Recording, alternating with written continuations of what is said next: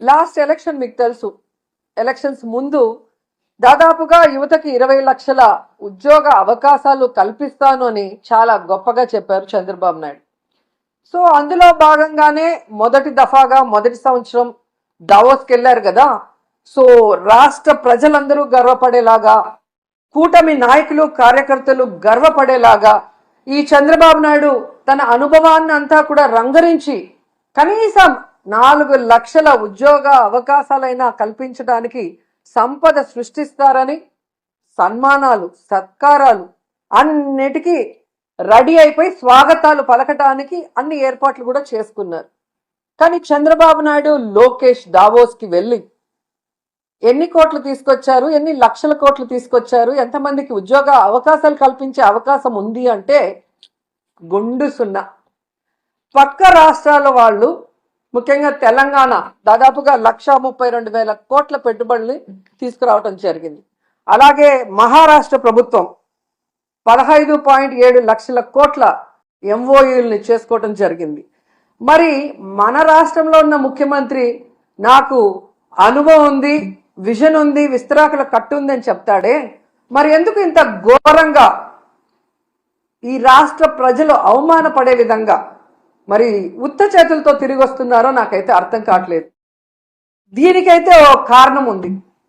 ఇది కేవలం చంద్రబాబు నాయుడు గారి పరిపాలన వల్లే ఈ రాష్ట్రానికి ఈ అవమానం జరిగింది అనటంలో ఎటువంటి సందేహం లేదు. ఎందుకంటే మీరు చూస్తే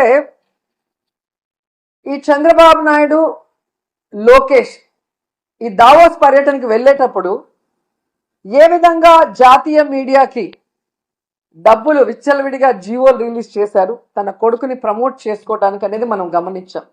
ముఖ్యంగా పవన్ కళ్యాణ్ లాంటి డిప్యూటీ సీఎం, తన వల్లే ఈరోజు చంద్రబాబు నాయుడు ముఖ్యమంత్రిగా ఉన్నాడు, ఆయన ఇంకా ఉండాలి అనుకుంటున్నాడు పవన్ కళ్యాణ్. కానీ పవన్ కళ్యాణ్ని కూడా దావోస్కి తీసుకువెళ్ళలేదు అంటే తన కొడుకుని ప్రమోట్ చేసుకోవటానికి పవన్ కళ్యాణ్ అడ్డొస్తాడని ఇక్కడే వదిలేసి, దానికి అవసరమైన మంత్రులను కూడా ఇక్కడే వదిలేసి తండ్రి కొడుకులు ఇద్దరు అక్కడికి పోవటం మనం గమనించాం.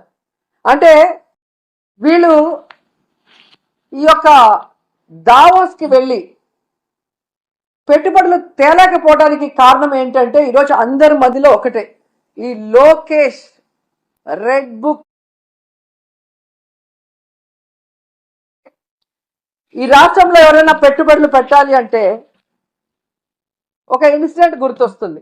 ముంబై నుంచి ఒక జూనియర్ ఆర్టిస్ట్ తీసుకొచ్చి ఏ విధంగా ఆవిడతో తప్పుడు కేసులు పెట్టించి జిందాల్ లాంటి పారిశ్రామికవేత్తల్ని బెదిరించి బ్లాక్మెయిల్ చేశారు. మరి ఈ విధంగా పారిశ్రామికవేత్తల్ని బెదిరించి బ్లాక్మెయిల్ చేస్తే ఈ రాష్ట్రంలో ఎవరైనా పెట్టుబడులు పెట్టడానికి వస్తారా అని నేను అడుగుతున్నా.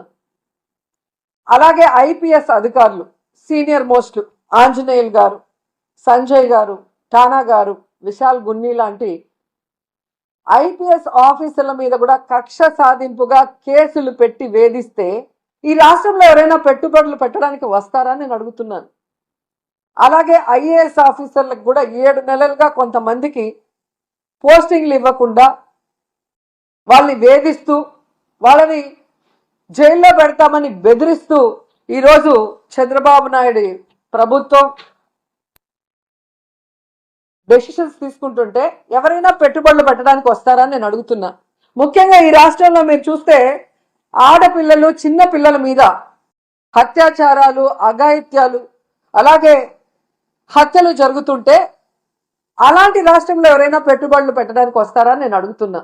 అండ్ ముఖ్యంగా నారా లోకేష్ దావోస్కి వెళ్ళి సిగ్గు లేకుండా నా ప్రత్యర్థుల్ని అనగతొక్కడానికి నేను రెడ్ బుక్ని యూజ్ చేస్తున్నాను అని చెప్తే ఎవరైనా పెట్టుబడులు పెట్టడానికి వస్తారా అని నేను అడుగుతున్నాను.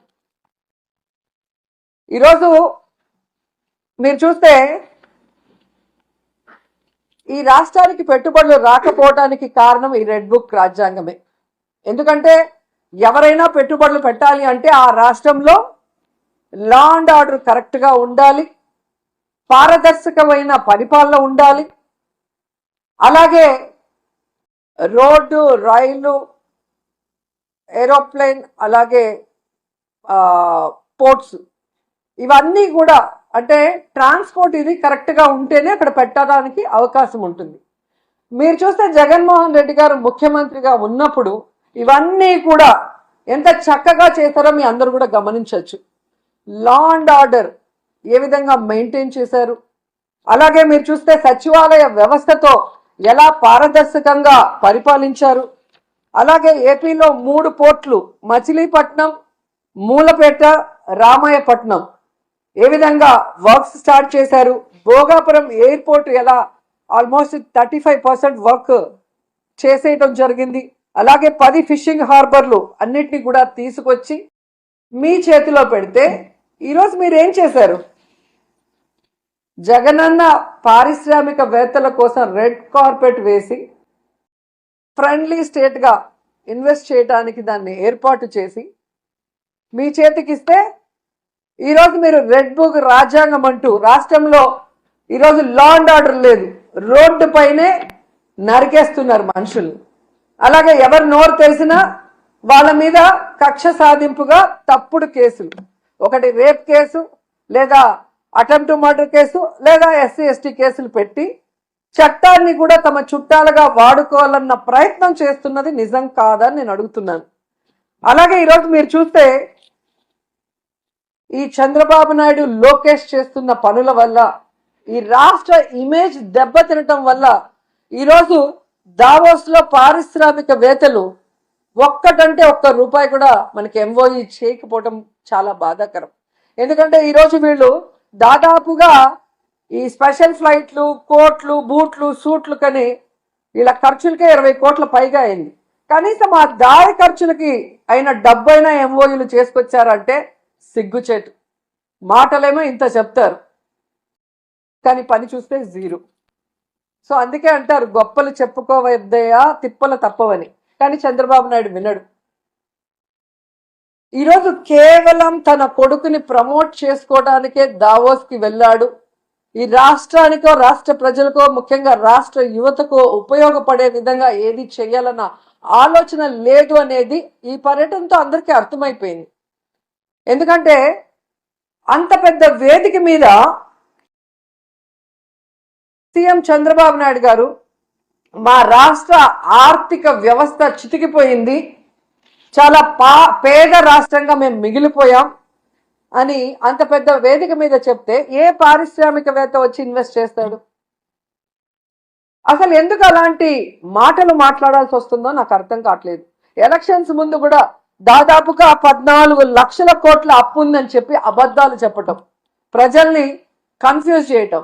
తీరా మొన్న అసెంబ్లీలో చూస్తే బడ్జెట్ డాక్యుమెంట్స్ లో 6.5 లక్షల కోట్లు మాత్రమే అప్పు ఉంది అని చెప్తారు. రాష్ట్రం విడిపోయాక నువ్వే కదా మొదట ముఖ్యమంత్రిగా 5 సంవత్సరాలు ఉన్నావు. నువ్వు ఎంత అప్పు చేసి దిగిపోయావు, 5 ఏళ్లలో మేమేం చేసామో చెప్పాలి కదా జనాలకి. కానీ బయట ఒకటి లోపల ఒకటి మాట్లాడటం. ఏదైతే ఆంధ్రప్రదేశ్లో అబద్ధాలతో, కట్టుకథలతో, పచ్చ మీడియాతో ప్రజల్ని మభ్యపెట్టారో అదే విధంగా దావోస్లో కూడా మీరు మభ్య పెట్టాలన్న ప్రయత్నం ఈరోజు పెట్టుబడిదారులు పారిపోవడానికి కారణం కాదా చంద్రబాబు నాయుడు, లోకేష్ అని నేను అడుగుతున్నా. ముఖ్యంగా జగన్ గారు ముఖ్యమంత్రిగా ఉన్నప్పుడు దావోస్కి వెళ్తే ఏ విధంగా 1,26,000 కోట్ల రూపాయలకి MOEలు చేసుకొచ్చారో మనం అందరం కూడా కళ్ళారా చూసాం. అలాగే విశాఖలో గ్లోబల్ ఇన్వెస్ట్మెంట్ సమ్మిట్ ఏర్పాటు చేసి 13.5 లక్షల కోట్ల రూపాయలకి MOEలు చేయటం మీ అందరూ కూడా గమనించారు ఈ రాష్ట్ర ప్రజలు. ఎందుకు ఇది చెప్తున్నానంటే ఈ నెలలో సాక్షాత్తు ప్రధానమంత్రి గారు శంకుస్థాపన చేసిన 1,85,000 కోట్ల గ్రీన్ ఎనర్జీ ప్రాజెక్ట్ ని ఆ రోజు విశాఖ గ్లోబల్ సమ్మిట్ లో జగనన్న తీసుకువచ్చిన విషయం ఈ రాష్ట్ర ప్రజలకు ఇంకా గుర్తుందని నేను అనుకుంటున్నా. అలాగే ప్రధానమంత్రి గారు శంకుస్థాపన చేసిన బల్క్ డ్రగ్ ప్రాజెక్ట్ కూడా జగనన్న ముఖ్యమంత్రిగా ఉన్నప్పుడు ఇతర రాష్ట్రాలతో పోటీ పడి తీసుకొచ్చింది. దానికి భూమిని కూడా జగనన్నే తన హయాంలో కేటాయించింది నిజం కాదా అని అడుగుతున్నా. సో జగనన్న తీసుకొచ్చినవి మీ గొప్పతనంగా ప్రధానమంత్రి గారిని పిలిపించి మొన్న హడావిడి చేశారు తప్ప మీ పరిపాలన చూసి మిమ్మల్ని చూసి ఒక్క ప్రాజెక్ట్ అయినా, ఒక్క పారిశ్రామికవేత్త, ఒక్క పెట్టుబడి అయినా పెట్టాడని నేను అడుగుతున్నాను. జగనన్న విశాఖలో గ్లోబల్ ఇన్వెస్ట్మెంట్ సమ్మిట్ పెడితే అదాని వచ్చారు, అంబానీ వచ్చారు, జిందాల్ గారు వచ్చారు. అది జగనన్న క్రెడిబిలిటీ. ఆయన సుపరిపాలన, ఆయన పారదర్శకమైన పరిపాలన, ఆయన ఫ్రెండ్లీ నేచర్ పారిశ్రామికవేత్తలతో, అలాగే ఈజ్ ఆఫ్ డూయింగ్ తో ఏ విధంగా పారిశ్రామికవేత్తలకి అందుబాటులోకి అన్ని తీసుకొచ్చారో అందుకే వాళ్ళందరూ రావటం జరిగింది. కానీ మీరు మీ హయాంలో ఒక్కరంటే ఒక్కరు రావటానికి భయపడుతున్నారు అంటే దానికి కారణం మీ అరాచక రెడ్ బుక్ పాలన కాదా అని నేను అడుగుతున్నాను. ఈరోజు ఇన్ని మాట్లాడి వెళ్ళిన మీకు ఉత్త చేతులతో తిరిగి రావడానికి సిగ్గు లేదా అని అడుగుతున్నాను. ఏ మొహం పెట్టుకొని ప్రజలకు ఏం చెప్పాలనుకుంటున్నారు? మీకేం కొత్త కాదులేండి. పక్క రాష్ట్రాల వాళ్ళు పెట్టుబడులతో వస్తే మీరు కట్టుకథలతో వస్తారు. ఎవరి మీద తోసేద్దామా, ఏం చెప్పి తప్పించుకుందామా అన్న కార్యక్రమం మీకు తెలిసినంత బాగా ఎవరికి తెలియదు. దీనికోసం కాదు మీకు ఓట్లేసింది, మీకు అధికారం ఇచ్చింది, మీకు పదవులు ఇచ్చింది. ఇప్పటికైనా ఈ రెడ్ బుక్ అరాచక పాలనని మానేసి ప్రజలకి మీరు ఏదైతే ప్రామిస్ చేశారో ఆ ప్రామిస్ ని ఫుల్ఫిల్ చేస్తూ ఈ రాష్ట్ర పరువుని కాపాడమని చంద్రబాబు నాయుడుకి, లోకేష్ కి, పవన్ కళ్యాణ్ కి తెలియజేసుకుంటున్నాం. ఎందుకంటే పవన్ కళ్యాణ్ గారు ఏదో మత్తులో మాయలో ఉన్నారు. చంద్రబాబు నాయుడు మత్తు మాయలో.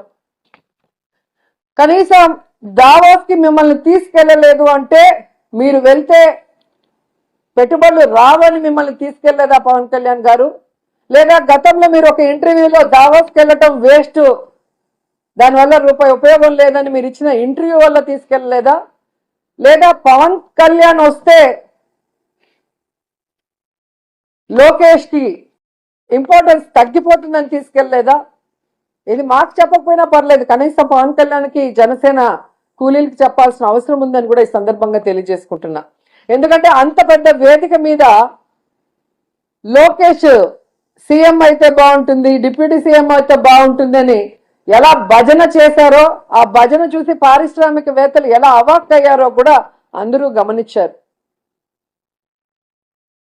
సో చంద్రబాబు నాయుడు గారు మీరు వచ్చి 7 నెలల కాలం అవుతుంది. ఈ రాష్ట్ర పరువు ప్రతిష్ట దిగజార్చే విధంగా మీరు పరిపాలిస్తున్న విషయాన్ని ఇప్పటికైనా గుర్తించండి.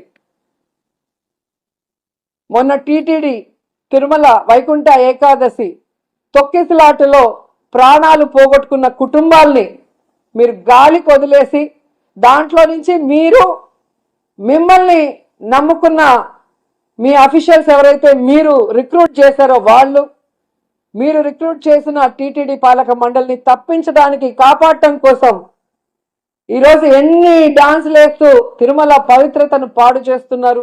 లడ్డూ విషయంలో ఎలా ఈ తిరుమల పవిత్రతను పాడు చేశారు. అలాగే మహిళల మీద ఇన్ని అఘాయిత్యాలు, ఇన్ని అత్యాచారాలు, హత్యలు జరుగుతుంటే కూడా మీరు దాన్ని ఎవరి మీద నెట్టాలి, ఏ పార్టీ మీద నెట్టాలన్న ప్రయత్నం చేస్తున్నారే తప్ప వాటికి అడ్డుకట్ట వేయకపోవటం ఈ రాష్ట్ర ప్రజలందరూ కూడా గమనిస్తున్నారు. ముఖ్యంగా పవన్ కళ్యాణ్ గారు లా అండ్ ఆర్డర్ ఫెయిల్యూర్ అయింది, హోమ్ మినిస్టర్ ఫెయిల్యూర్ అయ్యారని చెప్పి అంత చెప్పిన తర్వాత కూడా ఇంతవరకు మీరు లా అండ్ ఆర్డర్ మీద దృష్టి పెట్టలేదు అంటే ఈ రాష్ట్ర ఇమేజ్ ఎంత దిగజారిపోయిందో దావోస్ పర్యటనలో మీకు ఒక్క ఎంఓయు కూడా అవ్వకపోవటం అనేది ఇప్పటికైనా తెలుసుకొని రాష్ట్ర ప్రతిష్టని, పరువుని పెంచే విధంగా మీరు పరిపాలిస్తారని ఆశిస్తున్నాం. అలాగే ఈ రాష్ట్రంలో తప్పుడు కేసులు, ఈ రాష్ట్రంలో మీకు నచ్చని వాళ్ళ మీద ఏదో రకంగా కక్ష సాధింపు చేయాలి అంటే అది కరెక్ట్ కాదు. ఎందుకంటే ఎప్పటికీ మీరు ఉండరు. రాబోయే కాలంలో జగన్మోహన్ రెడ్డి గారు ఖచ్చితంగా ముఖ్యమంత్రి అవుతారు. ఎందుకంటే ఇప్పటికే ప్రజలు మీకు ఓటేసిన దానివల్ల వేసిన వాళ్ళు బాధపడుతున్నారు. ఈవీఎంల వల్ల మీరు గెలిచారనుకున్న వాళ్ళు మీరు దిగిపోవాలని ప్రార్థనలు చేస్తున్నారు. ఎందుకంటే మీ వల్ల పేదవాళ్ళకి ఉపయోగం లేదు, రాష్ట్రానికి ఉపయోగం లేదు, ఏ వర్గానికి కూడా ఉపయోగం లేదు. కాబట్టి ఇప్పటికైనా మీరు మీ సీనియారిటీని ఇచ్చిన మాట నిలబెట్టుకోవటంలో పెట్టండి. ఈ రాష్ట్రంలో పుట్టినందుకు 4 సార్లు ముఖ్యమంత్రి